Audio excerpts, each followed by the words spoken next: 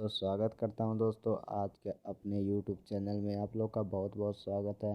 तो दोस्तों आज की जो हमारे इंटरेस्टिंग प्रश्न है तो दोस्तों मैं आज उन्हीं सबको पूरा पूरा डिटेल्स में बताने वाला हूं। तो दोस्तों आप लोग ध्यान से देखिएगा, ध्यान से समझिएगा दोस्तों कि कौन सा प्रश्न का क्या आंसर है। और दोस्तों ये वीडियो पसंद है तो लाइक कीजिएगा और मेरे चैनल पे दोस्तों मैं आशा करता हूँ आप नए ही हैं तो मेरे चैनल को प्लीज़ सब्सक्राइब कर लीजिए, क्योंकि मैं डेली वीडियो इसी तरह के अपलोड किया करता हूँ। तो चलिए वीडियो को बिना रुके स्टार्ट करते हैं।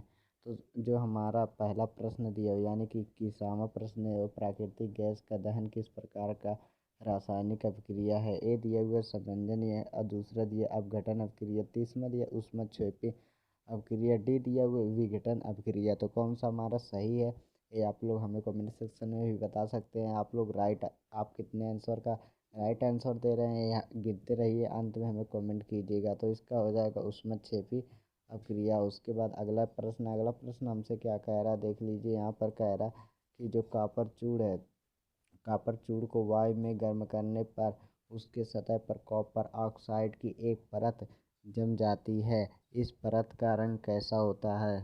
तो बता दीजिए कैसा इसका परत होता है दोस्तों, काली, श्वेत, पीला या भूरा।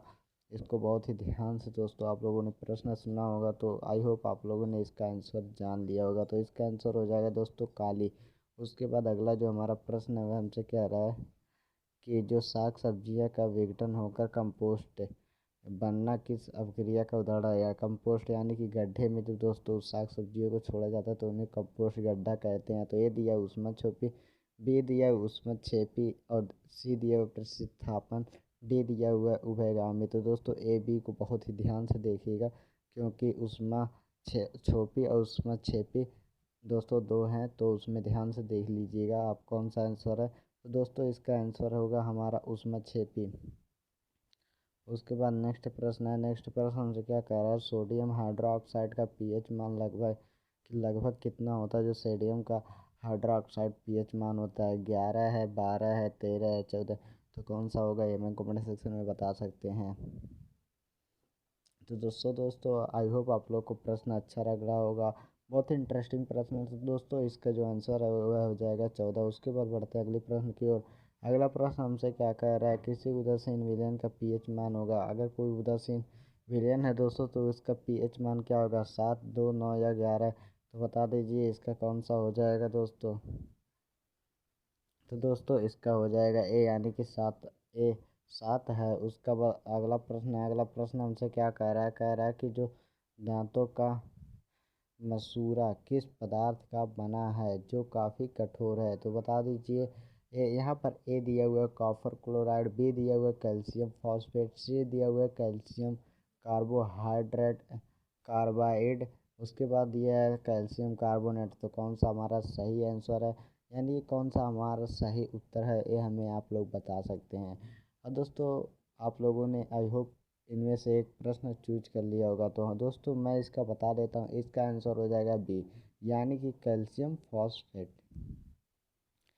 प्रश्न नंबर 27वां, इमली में कौन सा अम्ल है। तो बता दीजिए दिया हुआ है मेथेनाइक अम्ल, उसके बाद दिया टार्ट्रिक अम्ल, सी है लैक्टिक अम्ल, डी दिया हुआ ऑक्जेलिक अम्ल।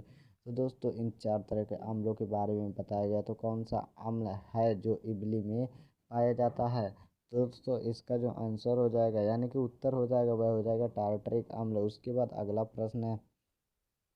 अगला प्रश्न देख लीजिए हमसे क्या कह रहा है, उपचयन अपचयन अभिक्रिया को क्या कहते हैं। जो दोस्तों उपचयन और अपचयन अभिक्रिया है उसको क्या कहते हैं।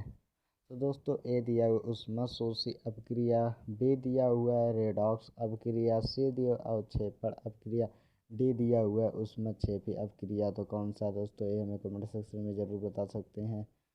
तो चलिए दोस्तों मैं इसका आंसर आप लोग को बता देता हूँ। तो दोस्तों इसका जो आंसर हो जाएगा वो हो जाएगा रेडाक्स अभिक्रिया। उसके बाद बढ़ते हैं अगले प्रश्न की ओर। अगला प्रश्न देख लीजिए हमसे क्या कह रहा है, दानेदार जस्ता का तनु सल्फ्यूरिक अम्ल डालने पर कौन सा गैस उत्सर्जित होता है। कौन सा होता है दोस्तों, ए दिया हुआ हाइड्रोजन गैस, बी दिया हुआ सल्फर डाइऑक्साइड, सी दिया हुआ है ऑक्सीजन गैस, डी दिया हुआ कोई गैस नहीं। तो बता दीजिए इसमें से कौन सा आंसर सही है। तो दोस्तों इसका हो जाएगा हमारा क्या, हाइड्रोजन गैस। उसके बाद बढ़ते हैं अगले प्रश्न की और। अगली प्रश्न हमसे क्या कह रहा है, अगला जो सॉरी दोस्तों, अगला जो हमें प्रश्न कह रहा है वह कह रहा है सूर्य प्रकाश की उपस्थिति में पौधे क्या लेते हैं, CO2, और जल से अपना भोजन यानी कि ग्लूकोज तैयार करते हैं। यह कौन सी अभिक्रिया है? तो दोस्तों बता दीजिए, जो पेड़ अपना भोजन बनाते हैं कौन सी, विस्थापन, विघटन, या प्रकाश रासायनिक, या क्षेपण? तो बहुत ही ध्यान से आप लोग इस प्रश्न को तो ध्यान से सुने ही हैं, बट दोस्तों आप लोग को आंसर ध्यान से देखिए तो आप लोग को आंसर तुरंत पता चल जाएगा। देख चुके दोस्तों? तो चलिए मैं ही बता देता हूँ। इसका हो जाएगा दोस्तों प्रकाश रासायनिक। तो उसके बाद बढ़ते हैं अगले प्रश्न की ओर। दोस्तों तो हमारा अगला प्रश्न आ चुका है। अगला जो हमारा प्रश्न है वह दिया हुआ है, जिंक तथा लेड कॉपर की अपेक्षा क्या होता है दोस्तों? ए दिया हुआ है क्रियाशील, बी दिया हुआ है अधिक क्रियाशील, सी दिया हुआ है सामान्य क्रियाशील, डी दिया हुआ है अन्य। तो बता दीजिए हमारा कौन सा प्रश्न सही है? तो दोस्तों इनमें से जो हमारा प्रश्न सही होगा आप लोग एक चूज कर लीजिए, फिर उसके बाद मैं बता देता हूँ। तो दोस्तों इसका जो हमारा प्रश्न का आंसर हो जाएगा यानी कि उत्तर हो जाएगा, वह हो जाएगा अधिक क्रियाशील है। उसके बाद अगला प्रश्न है, अगला प्रश्न हमसे क्या कह रहा है, अंगूर का किण्वन करना है। तो बता दीजिए क्या है, रासायनिक परिवर्तन, बी दिया है वो भौतिक परिवर्तन, सी है रासायनिक और भौतिक परिवर्तन दोनों है, डी दिया हुआ है अन्य। तो बता दीजिए हमारा कौन सा आंसर सही है। आई होप दोस्तों आप लोगों ने इसका आंसर चूज कर लिया होगा। तो दोस्तों मैं इसका आंसर आप लोगों को बताना चाहूँ तो इसका आंसर हो जाएगा दोस्तों हमारा क्या, रासायनिक परिवर्तन है। उसके बाद अगला जो हमारा प्रश्न है वह हमसे कह रहा है, मैग्नीज के रिबन के दहन होने पर किस प्रकृति का लौ उत्सर्जित होता है? तो कौन सा होता है दोस्तों? ए दिया हुआ है लाल और चमकदार, बी दिया हुआ है नीला चमकदार, सी दिया हुआ है श्वेत चमकदार, डी दिया हुआ है हरा चमकदार। तो कौन सा हो जाएगा, कौन सा चमत्कार होगा दोस्तों? तो दोस्तों इसका जो हमारा आंसर हो जाएगा यानी कि उत्तर हो जाएगा वह हो जाएगा सी यानी कि श्वेत चमत्कार। उसके बाद अगला जो हमारा प्रश्न है वह हमसे क्या कह रहा है सिरका में कौन सा अम्ल पाया जाता है? आई होप इसका आंसर बहुत से 99% प्लस लोग जानते हैं। तो दोस्तों इसका हो जाएगा, देख लीजिए, ए दिए हुए लैक्टिक अम्ल, बी दिया हुआ साइट्रिक अम्ल, सी दिया हुआ मैथेनाइट अम्ल, डी दिया हुआ एसिटिक अम्ल। तो बता दीजिए दोस्तों इसका कौन सा आंसर होगा? दोस्तों इसका आंसर आपको सही राइट होगा तो आप यस लिखिएगा, अगर नहीं सही है तो नो लिख दीजिएगा। प्रश्न 34 लिख करके यस या नो लिख दीजिएगा दोस्तों, मैं समझ जाऊंगा। तो चलिए दोस्तों इसका जो आंसर एसिटिक, आई होप आप लोगों ने सही आंसर दिया तो मुझे कमेंट करिए दोस्तों एस या नो। तो दोस्तों सही गया या नहीं आप लोग हमें कमेंट में ज़रूरी से इस प्रश्न को कर दें।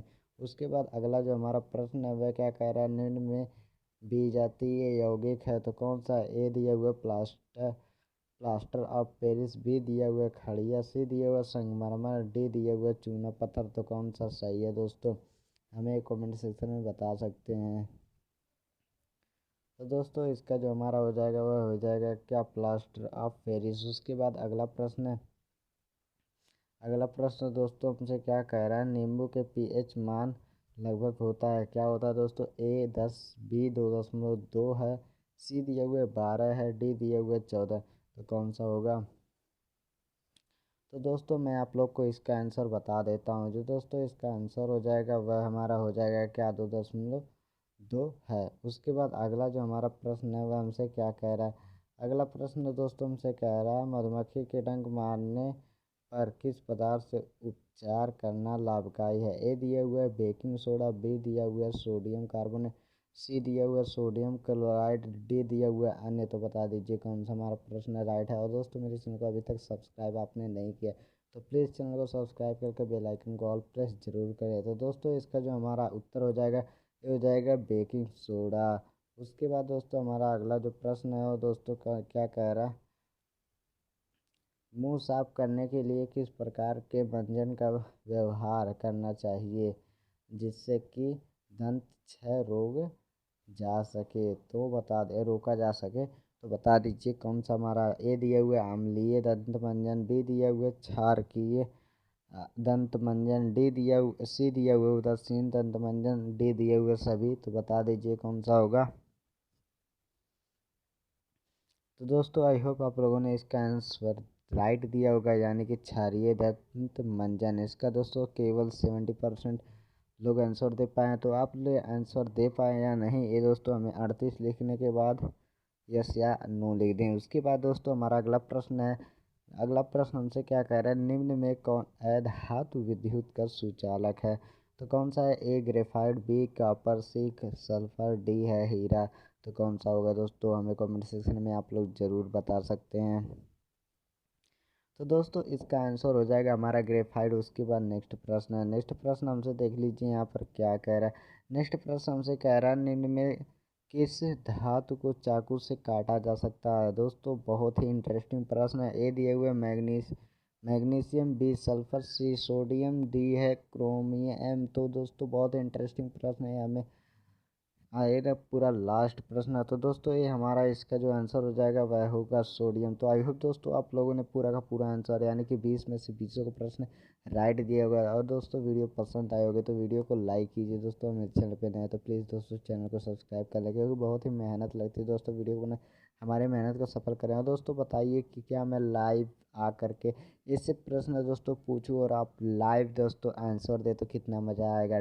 डेली का डेली दोस्तों मैं करना चाहता हूँ लाइव। तो दोस्तों आप लोग बता दीजिए क्या डेली कोई टाइम फिक्स किया जाए, जिससे कि लाइव उसी समय आया जाए और उसके बाद सभी को बताया जाए, आंसर सभी एक साथ दें। तो दोस्तों कितना मज़ा आएगा। तो दोस्तों बता दीजिए क्या आप भी लाइव पे पढ़ना चाहते हैं या नहीं। चलिए मिलते हैं अगले वीडियो में, तब तक के लिए बाय बाय, जय हिंद, वंदे मातरम।